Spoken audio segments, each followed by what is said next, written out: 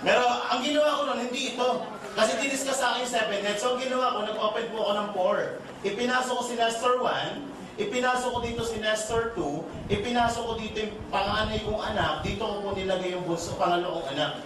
Parang 3 heads din po to. Kaya lang may ulong isa for future expansion. Ito yung una kong tinarabaho. Sabi sa akin ng impita, sir, 4 po kailangan nyo. Dapat ngayong buwan na to, magawa nyo po yan. 2 linggo, tapos na. Ang maganda nito, gumalaw to lahat. Right now, mahigit 7,000 po ang grupo dito sa side na to. Nung medyo gumaganda ang kita nito, nag-expand ako ng network dito. Ipinasok ko si Nestor 3, ipinasok ko po dito yung pagbunso kong anak, andito po yung wife ko. Ito, una kong nilagay ng tao para hindi magreklamo. Eto gumalaw din, malapit ang Millionaires Club to eh. 3,000 ang tao po dito. Nung medyo gumaganda network dito, ito yung personal kong tinatrabaho ngayon, yung bunso kong anak. Kapag naglagay ako ng dalawa dito, let's say si A saka si B, ako nagtrabaho, dito ko lang nilagay sa anak ko, let's say si A saka si B. Direct referral bonus kay A is 500, direct referral bonus kay B is 500. Meron din siyang sales match sa 1,500. Ang anak ko, magkano kita? 2,500. Tingin nyo, si Nestor 3, may pakinabang. Saan nilagay ko dito? Meron ay 3,000 dito. Ang daming points dito. So may 1,500, may 1,500. Si Nestor 3, may kita 3,000 pesos. Tingin nyo ito meron? Ito is super strong na tinatawag. So may 1,500, may 1,500. So ito, may kita magkano? 3,000 pesos. O, tingnan nyo po mga kapatid. Magkano kinita na total? Ang total na kinita po is 8,500. Alam niyo po, nung empleyado ko to, sweldo ko na iiwan sa isang buwan. Ito, kayang gawin mo ng 2 oras lang. Tama po ba? Pero kung kaya mo naman, ang 7 account, mas maganda kasi ang 7 account po, bawi mo na kagad ang kapital. Kasi ang single account, kasi nag-open ka ng isa lang, ikaw yan. Ginawa mo rin yung ginawa ko. Kinuha mo si A, kinuha mo si B, may 500 ka dito, tama po ba? May 500 ka dito. Meron bang sales tax? 1,500. Magkano kinita niyo po? 2,500. Matanong ko po kayo, ang ginawa niyo ba at ang ginawa ko parehas lang. Pero ang resulta at ang resulta ko magkaiba. Tama po ba? Do the right things on the first time. Kung nagustuhan nyo, tandaan nyo sa negosyo, pinag-uusapan ng ROI, Return of Investment. Mas maganda po ito kumpara dito. Pero dito ay kita ka rin. Pero hindi ka gaano yayaman. Dito talaga, parang inaarmalit ng 1.5. Kasi pag lumalim lahat ka, ang daming heads na kumikita. Kaya po dito, may nag-100,000 per day. Kasi ganito ang ginawa nila, 7 account. Ang investment po ng 7 account, pito ng 7,980 or 55,860. Pero pakikita ko po sa inyo, rate of return dito. Dito sa pito na yan, yung 6 niyan ay nakadirect po dito. Kung itong 6 niyan, consider sales nito. May 6 na 500 yan, 3,000 ka agad ang babalik. May mga sales months din sa loob ng account na yan. 5 sales months, may babalik sa inyo 7,500 total. Nababalik sa inyong commission sa 7 account is 10,500. Wala ka pa nilalagay ng tao ha. Ipinasok mo na yung 7 account mo, may 10,500 ka nang babalik. May produkto po kada isa niyan. Ang produkto kasama niyan, 6,000 pesos kada isa. Multiply by 7 accounts, 42,000 ang produkto. Pag nabenta ang produkto ko, 52,000 ang bumalik. 55 ang puhunan, 52 ang bumalik. Magkano yung nahabol mo? 3,000 na lang. Tama po ba? Lagyan mo ngayon ng tao. 8 tao ang kailangan dyan. Magkano kikitain mo pag nilagay yan? Yang 8 yan. Kapag nilagay mo dito, itong 7 account mo, may kitang 22,000. Alam niyo po ba itong 55 milyon kung nakalagay sa bangko at the rate of 5% para kumita ng 22,000, 9 na taon na higit. Humanap ka ng bangko, may 5%. Wala na pong ganun. 2.5 na lang. Dito, time deposit pa yon. Pag naka-savings ka, 1% lang po yan per annum. Ibig sabihin, ito kikita na ng 55 pesos sa taon. Paano kikita ng ganito? Ito kayang gawin mo na isang buwan lang. Tama po ba? Ang tanong, nagustuhan niyo po ba ang negosyo? Yes! Nagustuhan niyo po ba ang kitaan? Yes! Problema po ba ang kapital? Yes! Dipindot ba kayo? Alam niyo po na naimbita po ako dito, problema ko rin ng kapital. Kaya lang, sabi nga, pag gusto, maraming paraan. Pag ayaw, maraming dahilan. Ito pala pindutan, projector ko pala gamit. Alam ko nasa taas. Anong ginawa ko? Wala akong kapital. Alam niyo bakit wala ang kapital ko?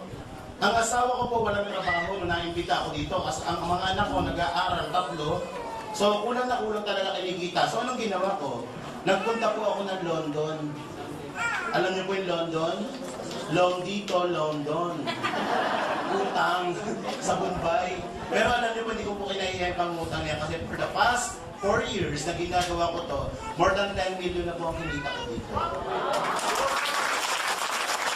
Kaya tanong, gusto niyo ba mangyari din sa inyo yun?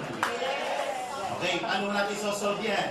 Tapatan po tayo ngayon 2010, namumblema ka ba sa kapital? Balik kami yung 2005 mo. Noong 2005 ba, yan din ba ang problema mo? O tingnan niyo mabuti mga kapatid, 5 taon na po ang nagdaan sa buhay natin, ang problema mo di nababago. Pag may problema, may solusyon. Gusto mo i-solve natin? Para ma-solve ang problema, dapat alam mo yung pinagmumula ng problema. Tama mo ba? Tingin nyo, anong problema? Bakit, anong cause? At bakit ang problema mo di nababago? Ang isang dahilan po dyan, yung ginagawa mo dito, hanggang ngayon, yun pa rin ang iyong ginagawa. Tama po ba? Sabi nga, if you always do what you always done, you always get what you always get. So, anong dapat gawin? Change. Tama po ba? And for things to change, you have to change. Tama po ba? Kailangan magkaroon ka ng konting pagbabago kasi kung itutuloy mo yan for the next 5 years, darating po ang 2015, yung problema mo ngayon, darating to, yan pa rin ang problema mo. Tama po ba? Walang pinagkaiba po yan sa isang drum na may pumapasok na tubig. Tingin nyo, mapupuno hindi? Paano ang butas ang drum? O, listen, ito po yung nangyari sa atin for the past 5 years. Kumikita ka ng 10,000, gumagastos ka ng 10,000, may savings wala. Kung ito ang senaryo ng buhay mo, kapatid, medyo maalarma ka.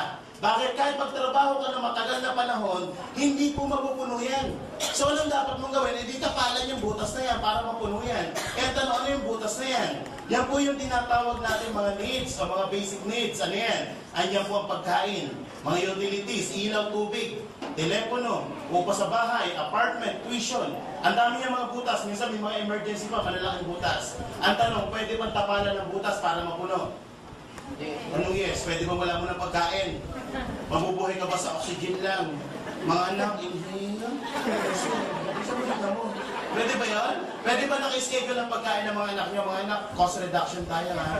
Ang kain nyo, MWF lang ha. Kami lang dati, PPHS. Pero ano po si Lola? Every Sunday nyo lang. Pwede ba yan? Hindi pwedeng tapalan ng butas. Tama po ba? So, anong point doon? Kapag dito ka nakapokus, ang tawag yan is scarcity mentality. Pilit mo kinukontrol to na hindi mo naman kayang kontrolin. Bakit ang nagkocontrol po dyan is outside world? Kahit magrally ka araw-araw sa Malacanang, hindi bibaba ang presyo ng bilihin. So, anong dapat mong gawin? Kontrolin ang bagay. Ngayon 2010, ang kukontrolin mo yung bagay na kaya mong kontrolin. Ano yun?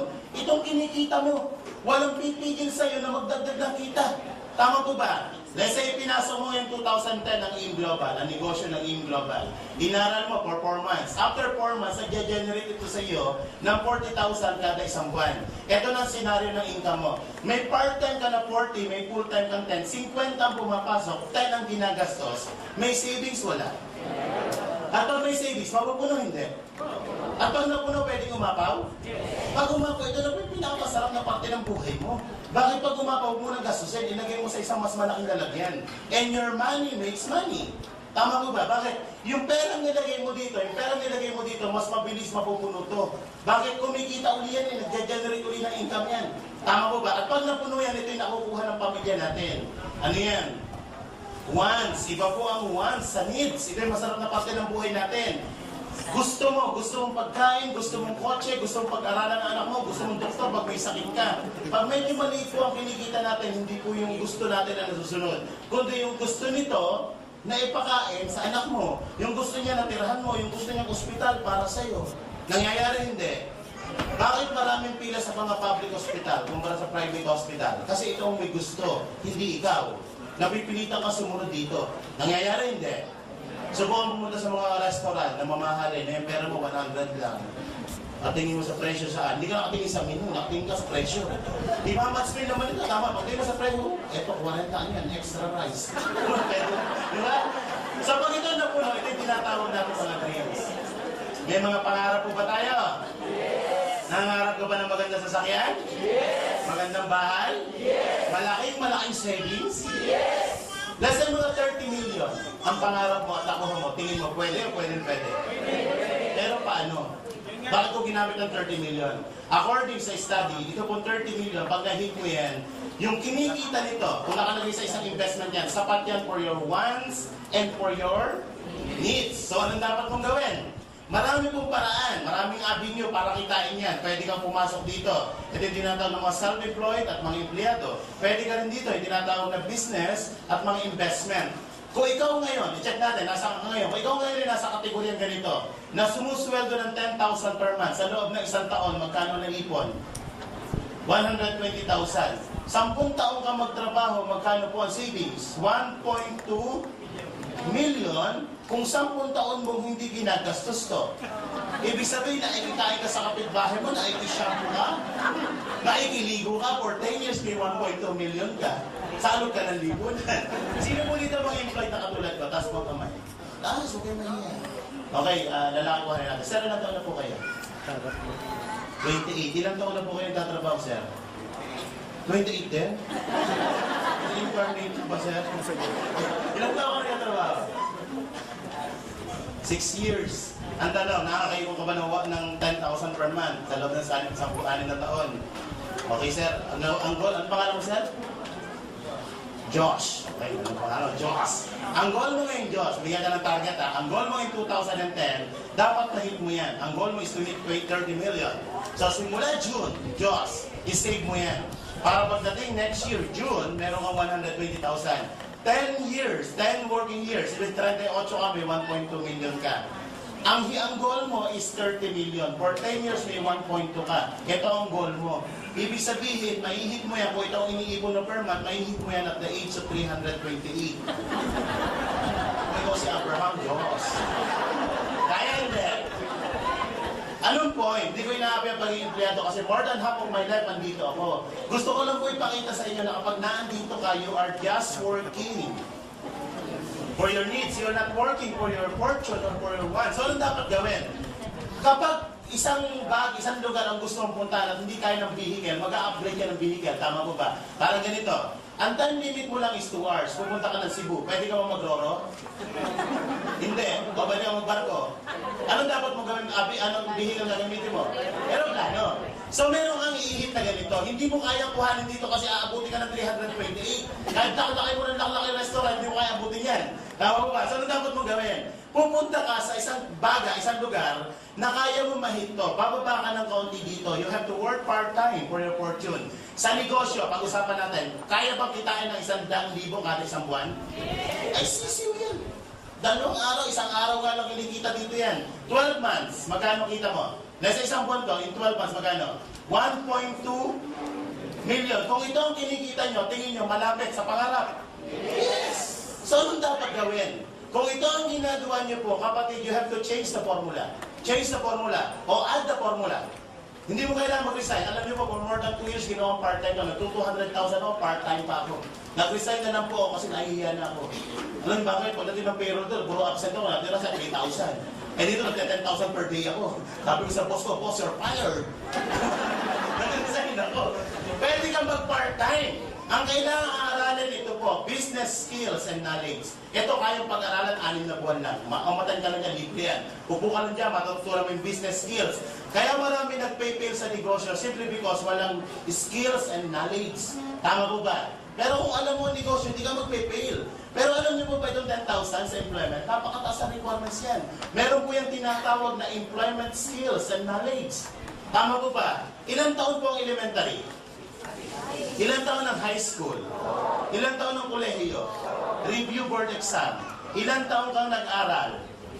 15 years para turuan ka kung paano kitain ng 10,000 per month. Yan ang tinuro sa akin for 15 years. Tama po ba? Eh, gross to. Ano unang binabawas dyan? SSS, pag-ibig, withholding tax, 2,000 na lang. Aabuti pa ng 3,000 yan. 2,000 na lang, magkano iwan sweldo? 8,000, mamamasahe, parang parito, 100 per day, 3,000. Magkano na iwan sa sweldo? 5,000, kakain. Pwede ba may ibang kabilang paamoy naman? Pwede ba 100 per day na budget sa pagkain? Tipid na tipid yan. 3,000 ulit. Magkano na iwan sa sweldo mo? Ano pang gastos? May cellphone. Mag-load? O 1,000 ang load. Magkano na iwan sa atin? Yan po ang pinag-aralan natin for 50 years. Mas malaki pa ang sweldo ng katulong. Ano masakit dito? Masakit na masakit. Bakit? Dapat masaktan ka ng konti para mamulat ka sa katotohanan. Tama po ba? Minsan binabangungot ka na nag-i-enjoy ka pa. Alam niyo po ako, 20 years ako nandito eh. Alam niyo, for 20 years ko sa employment, ang naiipon ko po hindi pera. Payslip. Pagdating ng payroll, inire-remit ko lang sa asawa ko, payslip. Kaya ako yung taong gigil na gigil. Kaya nung nakita ko, hindi ko na pinakawalan po. Walang kapital. Automatic kinabukasan yung Bombay, ang pinag-initan ko. Nakita niya man, nangyari ngayon.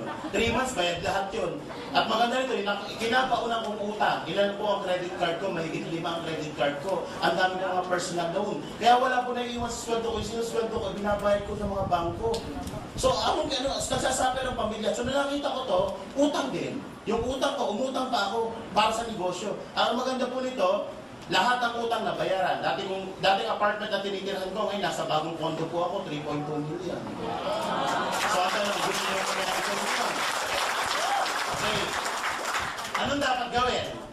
Skills and knowledge. Bago ako magsimula, dapat may kapital. Tama mo ba? Wala po negosyo, walang kapital. Tataya ka ng konti, hindi ka mananalo sa loto pag hindi ka tumaya. Kahit araw-araw kung lumakad ng panhod sa Quiapo, at hindi ka naman tumataya ng loto, hindi ka mananalo. Tama mo ba? You have to invest. You have to invest your time, your energy, and your money. Ito po, benta pa sinunod nyo ganito yan.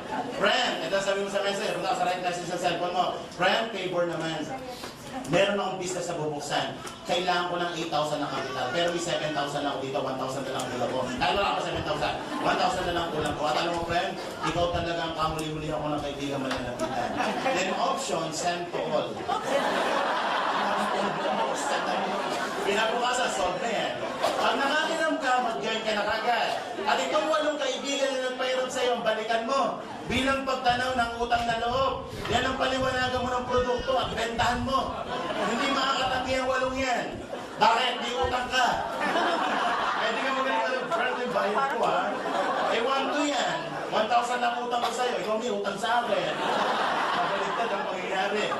Pag hindi kaya 1,000, maghanap ka lang sa 6. Utangan mo lang tignan 500 lang. Tama mo ba? Kung hindi kaya, 30 na lang kayo, friend. 50 na lang kayo, please. Hindi ko rin kaya, isang araw ko na yan. Eh, 64. Hindi ko 125 na lang. Walang bigat pa rin yan. Walang kilong bigas din yan. Pag ito na inuutang mo sa kaibigan mo, isa na ibig sabihin yan. Mga purang friendship mo. Pag hindi pa rin kaya, last option na pwede mong gawin. Dito walang tatanggi sa'yo. Humanap ka ng 7,980 na kaibigan o tangan mo ng piso. Anong point po? Maraming paraan. Tandaan nyo pa po, pag gusto, maraming paraan. Pag ayaw, maraming dahilan. Pwede ka rin maghati. Kung hindi mo kaya to, hindi mo kaya yan, hindi mo kaya yung 7 heads, hindi mo kaya 3 heads. Maghati kayo magkaibigan. Dalawa kayo na-imbitan, maghati kayo sa puhunan. Ang tawag yan, partnership, 3,990 kayo. Pag kumita kayo ng maganda, sa kayo maghiwalay na ako, hati kayo sa produkto. Yung insurance, di pwedeng hatiin, ha? Hindi ko muna mamatay, isunod ako. Di pwede yun. Kaya mo sa kayo nila, para pag kaya na to. Hindi pa rin kayo makasagot, apatin nyo. Ang tawag dyan, hindi partnership, tawag dyan korporasyon. Hindi 1,995 lang kayo. Pag hindi nyo pa rin kaya, sampuin mo. Hindi po korporasyon ang tawag dyan asosasyon. Asosasyon na mga walang pera. Ikaw ang presidente, kung nakaisip niya. 798 lang. Pag hindi mo pa rin kaya to, 100 hanapin mo. Hindi po asosasyon ang tawag dyan kooperatiba. Iksi 79 pesos at 80 centavos na kayo. Kaya lang, pag kumita kayo ng 1.5, dahil 100 kayo, ang partihan nyo lang, tigigin lang kayo. Ay may bawas pa yan kasi may tax na babawasan, 10%. Withholding tax. Kaya may iwan sa cheque mo, 13.50. Pagpunta mo ng BDO, 3 valid ID pa kailangan. Pag hindi mo pa rin kaya to, abay kahabag-habag na ang buhay mo. Ito mas bagay sa'yo para matapos na ang paghihirap mo. Ano yan? Gulong, pasagasa ka lang. Bebiro po. Wala pa naman dyan. Medyo pinahihindi ko lang kayo ng kasi alam niyo po ba, kapag daw ikaw'y laging masaya, ang blessing mas mawapasok sa'yo. Tama mo ba? Pag ikaw'y laging nakasimalmal, ano nakasimalmal? Nakaganito, yan po ba'y negative? Ang human aura na nire-release mo is negative. Ang blessing pupunta sa'yo, positive po ba? Positive po ba ang blessing? Yes. Negative attracts negative and positive attracts positive. Pag pupunta sa iyan, ang tendency ng yung aura mo is i-reject yan o tumalbog o umiwas sa'yo. Kaya dapat kahit may kaunting problema, ngumiti ka. Bakit? Ang aura mo is nagiging positive. Positive attracts. So ang mga biyaya sa'yo mapupunta. Tama po ba? Kaya pag may nakita ang ganitong klaseng tao, tabihan mo. Eh bakit naman? Negative yan. Para yung grasya tumatalbog sa'yo, punta. Tama po ba? Mabilis lang po maging masaya. Dapat grateful ka lang. Kasi minsan kaya ka nagiging malungkot. Alam mo yung bakit? Iniisip mo kasi mga bagay na wala ka. Para maging masaya po kayo, be thankful for what you have. Isa po sa requirements yan. In getting what you want, unang requirements, be thankful for what you have. Wala kang sapatos, putput na sapatos mo. Magpasalamat ka, may paa ka. Ang daming walang paa. Tama ba? Meron silang mabili sa sapatos, wala kang silang paa. Kapag hindi nakakalakad, napaka-grateful mo. Yung magising po kayo sa umaga na humihinga ka, napakaganda blessing po yan. Tama po ba? Sabi nga, hindi daw po natin kasalanan ang isinilang tayong mahirap, pero ang mamatay ng mahirap ay kasalanan mo na. Bakit? Bakit mo naman sinabi, Nestor, yan? Marami pong isinisilang na mahirap yung mayaman. Tama po ba? Marami pong isinisilang na mayaman, makikita mo minsan, mahirap na. So anong point doon? Kung iniisip mo na kaya mong yumaman, tama ka. Kung iniisip mo na hindi mo kayang yumaman, tama ka. Lahat ng iniisip mo, palagi kang tama. Sino po ang gusto maging mali? Taas mo ang kamay. Ako lang nakataas, ayoko rin maging mali. So anong point doon? Yung nangyayari sa atin ngayon, yan po ang tamang ginawa mo dito. At ang mangyayari sa iyo bukas, kapatid, dapat tama ang gagawin mo ngayon. Sabi nga, yung ani, nagdidikta ng ani mo, yung tinanim mo. Tama mo ba? Magtanim ka ngayon, aani ka bukas. Huwag kang magtanim ngayon, wala kang aanim bukas. Magnegosyo ngayon, bukas kikita ka. Huwag kang mag-join, wala kang kita. Tama mo ba? Ang mangyayari sa iyo bukas, kapatid, nakasalalay sa decision mo ngayong hapon to. So make the best decision. Your destiny is not a matter of chance. It's a matter of choice. Pinipili po yan. Pinipili po ang pagyaman. Hindi po sapat sa pamilya ang pagmamahalan lang. Di ba napaka-pilosopo? Puro kay pera. Money is not the most important things in this world. Masaya na kami sa pagmamahalan at sa kapayapaan. Pwede ba yun? Pagmamahalan at kapayapaan lang? Subukan niyo bumila sa Jollibee. Ang dala mo lang pagmamahalan at kapayapaan. Pwede ba mabayad sa kahera yun? French fries, please. Pero ang pagmamahalan at kapayapaan. Itatabi ka ng gwardiya dyan. Tama po ba? Pag may mga sakit ang anak natin, pwede ba doon nagmamahalan at kapayapaan? At meron ba po kami kapayapaan? Hindi pwede. Money is not the most important things in this world, but the lack of money affects the most important things in this world. Tama po ba? Mas masaya ang pamilya kung may kaunting laman ng bulsa mo. Mas marami kang matutulungan pag may laman ng bulsa mo. Marami kang charity magagawa. Marami kang magagawa kabutihan pag may laman ng bulsa mo. Money is not evil. The lack of money is evil. Nasa gamit po yan. Parang kutsilyo. Yung kutsilyo, pag prepare mo ng food sa kusina, okay ang gamit niya. Yung kutsilyo, pansaksak mo ng kapitbahay. Hindi ibig sabihin bad yung kutsilyo. Ang bad yung ikaw. Tama po ba? Okay, so tapos na po tayo. Palakpak naman po dyan. Ayan lang, tapos po tayo tapos, meron na po isang kwento. Para saan po ang kwento? Sa lahat po na mag-jojoin at sa hindi mag-jojoin. Sa mga mag-jojoin nga po pala, tumatanggap po tayo ng cash, tumatanggap po tayo ng credit card, tumatanggap din po tayo ng check. Sa lahat po na magme-member, dito po ang daanan ng mga nagme-member. Room 301. May kahera po dalawa dyan. Magpasama ka sa sponsor mo sa nag-imbita sa iyo. Sa mga hindi po magme-member muna, wag po muna makigulo doon. Hindi po yan ang daanan ng mga hindi nagme-member. Sa bintana po kayo dadaan. Kaya mag-join ka na. Biro po. Pwede ka naman kahit hindi ka mag-join, may moral lesson po tayo natutunan. Tama po ba? Okay, ito po ang kwento. May isang pamilya umakyat ng Baguio. Kasama si tatay, si nanay, si ate, si kuya. Kinabukasan na sasakyan ng pamilya, nakitang nahulog sa bangin. Grabe, patay ang buong pamilya. So sabi ng mga pulis, ano kayong dahilan? Bakit nahulog ang sasakyan sa bangin? So wala silang traceability kasi total ang sasakyan, patay lahat ng pasahero, gabi nangyari, wala nang asaksi. So sabi ng mga pulis, tanggalin yung sasakyan na yan. Kaya lang nung tinatanggal, may nakita isang buhay. Ang problema, ang buhay, hindi tao. Ang buhay yung alaga ng pamilya at isang unggoy yung alaga ng pamilya. Pero matalinong unggoy. So wala nagawa ang mga polis kundi tanungin yung unggoy. So tinanong si unggoy, unggoy, hindi ka ba? Unggoy? Dito marami. Unggoy! Anong ginagawa ni tatay habang umaakit ang bagyo? Aba, matalino si unggoy. Ang sabi ni unggoy, ako naglalasing. Si nanay, anong ginagawa? Nagbubunubong na ano lasing. Si ate, si kuya, anong ginagawa? Ako nag-aaway, may lasing, may bungangera, may nag-aaway. Eh mahulog talaga sa bagay ng sasakyan niya, gabi ko nagdadrive. Ikaw, unggoy, anong ginagawa mo? Siya pala driver.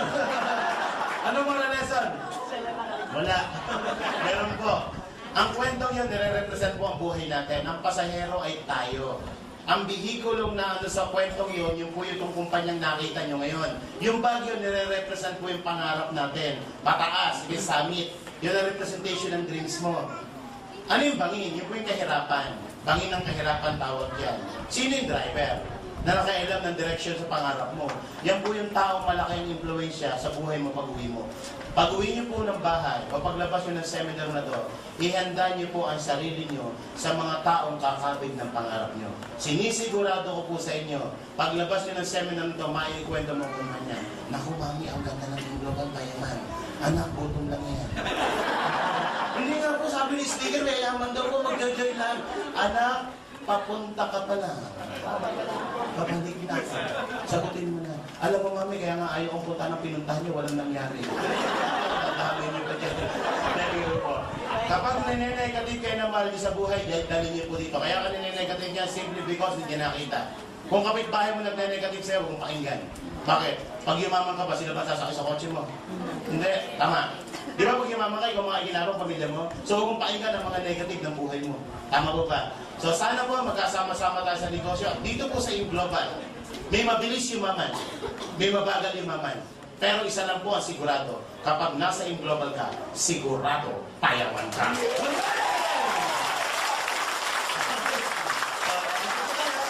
Lahat po ng Gasting Stanley, dito po muna. Gasting Stanley.